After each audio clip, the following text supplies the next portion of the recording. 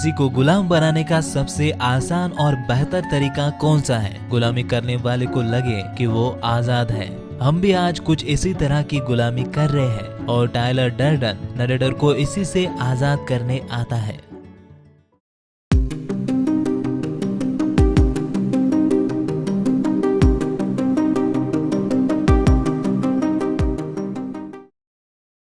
Fight club movie में narrator का alter ego Tyler Durden fight club की शुरुआत इसीलिए नहीं करता क्योंकि उसे हिंसा पसंद है या फिर उसे लड़ाई में मजा आता है, बल्कि वो ऐसा मानता है कि आज के दौर में मर्दों की पीढ़ियां अपनी मर्दानगी भूल चुकी है। सोशल ऑर्डर ने उन्हें इस तरह से जकड़ा है कि वो उसके गुलाम बन चुके हैं और उन्हें आजाद करने के लिए वो फाइट क्लब बनाता है, क्योंकि दर्द को करीब से जानने का लड़ाई से अच्छा और कोई तरीका नहीं है। और टायलर ऐसा मानता है कि वास्तविक दर्द और डर ही तुम्हें आजाद कर सकता है।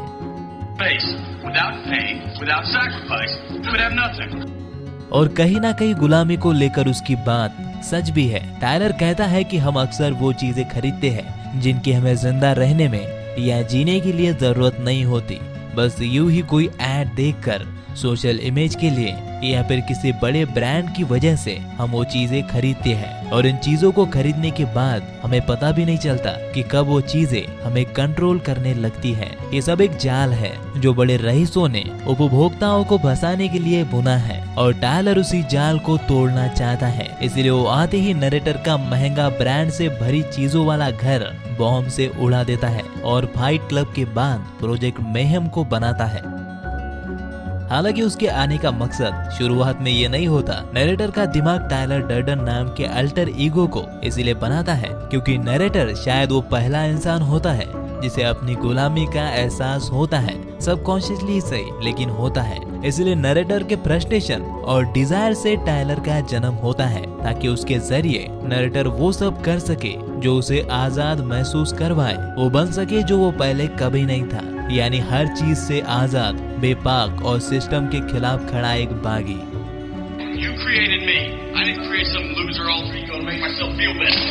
Take some responsibility. Corporate system से टायलर इतनी नफरत इसीलिए करता है क्योंकि नरेटर इसी सिस्टम का एक शिकार होता है। वो अपनी घिसी पिटी लाइफ, बोरिंग नौकरी और बॉस के टॉर्चर से पक चुका होता है। उसे इन चीजों से छुटकारा चाहिए था और तब उसका दिमाग टायलर डर्डन को जन्म देता है जो नरेटर के हर प्रॉब्लम का सॉल्यूशन होता है, उसकी बोरिंग जिंदगी का भी, कॉर्पोरेट सिस्टम का और उसके बॉस के टॉर्चर का भी। अगर तुम मूवी को ध्यान से देखोगे तो पता चलेगा कि टायलर डर्डन और नरेटर की पहली मुलाकात फ्लाइट में हुई ही नहीं थी, बल्कि जब भी किसी चीज को लेकर नरेटर के अंदर कॉन्फ्लिक्ट होता है तब उसे टायलर हल्का सा दिखाई पड़ता है। और इस सीन में जब वो बताता है कि वो 6 महीनों से जब भी सोता है तो जागते ही अपने आप को किसी और जगह पर पाता है, तो उसे दूसरी जगह ले जाने वाला टायलर ही था। और देखा जाए तो टायलर के आने से नरेटर को भी खुशी मिल रही थी क्योंकि टायलर ने उसे वो सब दिया था जिसे वो कभी हासिल नहीं कर पाता। लेकिन नरेटर के लिए चीजें तब बिगड़ने लगती है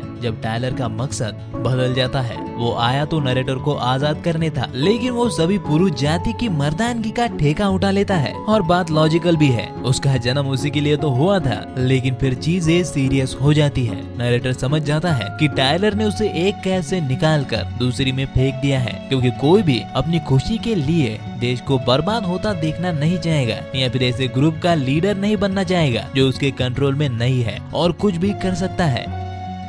टायलर डर्डन का प्रोजेक्ट मेहम उसी ओर बढ़ रहा था। वो कॉर्पोरेट के इस जाल को तोड़ने के लिए पूरी इकोनॉमी को ही बर्बाद कर देता। पर इन दोनों के बीच सिर्फ ये लोग ही नहीं फंसे थे जिनका टायलर ने बुरी तरह से ब्रेन वॉश किया था, बल्कि मार्ला भी थी। शुरुआत में ऐसा लगता है कि मार्ला नाम की ये औरत नरेटर के साथ गलत कर रही है। मुझे बिल्कुल वैसा ही फील हो रहा था जहाँ आप किसी को पसंद करते हो पर आपको इसका एहसास तब तक नहीं होता जब तक आप दोनों के बीच कोई तीसरा ना आ जाए, कोई ऐसा जो तुमसे बेहतर है, तुमसे ज्यादा स्मार्ट है, कूल है, हर चीज में आगे है। और फिर तुम्हें उन दोनों को साथ में देखकर जलन होने लगती है। वो दर्द सहा नहीं जाता। नरेटर के साथ भी यही होता है। ऐसा लगता है नरेटर इज अ विक्टिम और ये उसे भी फील होने लगता है। लेकिन आगे जाकर तुम्हें पता चलता है कि असली विक्टिम नरेटर नहीं है बल्कि मार्ला है, एक बंदा जो रात को उसके साथ सोता है, सुबह होते ही उसे कचरे की तरह फेंक देता है बिना उसे कुछ भी समझाए। इससे ज्यादा बुरा क्या ही हो सकता है। पर जाहिर है कि नरेटर मार्ला के साथ जो कुछ भी हो रहा था उसके बारे में कुछ भी नहीं जानता था।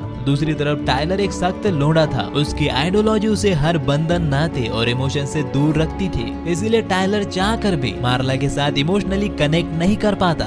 और टाइलर की लाइफ को लेकर आइडियोलॉजी या फिर फिलोसफी पूरी ना सही पर काफी हद तक सही भी है। वो समझता है कि जब हम सब कुछ खो देते हैं तब हम कुछ भी करने के लिए आजाद होते हैं। इसी तरह से वो नरेटर को आजाद करता है। नरेटर के पास कुछ भी नहीं बचता, ना इज्जत, ना नौकरी और ना ही उसका आलीशान घर। टाइलर सबको कंपनियों के बनाए हुए सिस्टम से आजाद करना चाहता है। वो किसी रिबल की तरह है जो अमीरों के बिछाए हुए सुनहरे जाल को तोड़ना चाहता है। वो चाहता है कि लोग इस बात को समझे कि हम खास नहीं है, कोई भी यहाँ पर स्पेशल नहीं है, हम सबको एक दिन मरना है। और इसलिए कंपनी की बनाई हुई फेक चीजों से अपने आप को स्पेशल बनाना छोड़ो, किसी चीज से लगाव मत रखो, बस हर पल को खुल के जियो, अपने इंटरेस्ट और ड्रीम के लिए लड़ो। तुम्हें याद है बचपन में तुम क्या बनना चाहते थे और बड़ा होकर क्यों तुमने अपने उस बचपन के सपने को कुचल दिया? क्या तुम मुझे कमेंट में बताओगे कि तुम उसके लिए क्यों नहीं लड़े?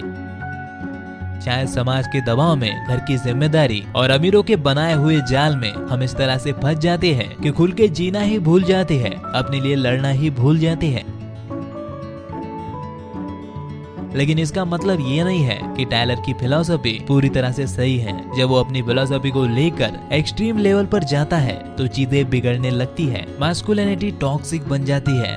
वो निहिलिज्म यानी शून्यवाद की उस हद तक पहुंच जाता है जहां लाइफ और डेथ का कोई मतलब नहीं रहता। लेकिन जब वो एक्सट्रीम नहीं होता तब वो आज के पुरुष वर्ग की मर्दानगी पर आए प्रॉब्लम्स को उजागर करने की कोशिश करता है और इसलिए दोनों चीजें उसे अट्रैक्टिव और डेंजरस दोनों बनाती है। शुरुआत में नरेटर की तरह ऑडियंस को भी टाइलर डर्डन काफी कूल और अट्रैक्टिव लगता है, पर जैसे जैसे वो अपनी फिलॉसफी को लेकर एक्सट्रीम जाने लगता है उसकी हरकतें कितनी डेंजरस हो सकती है इसका अंदाजा हो जाता है। इसीलिए तुम मूवी में भी देख सकते हो कि शुरुआत में हमें उसका कूल लुक दिखाया जाता है क्योंकि नरेटर उसे उसी नजर से देख रहे होते हैं।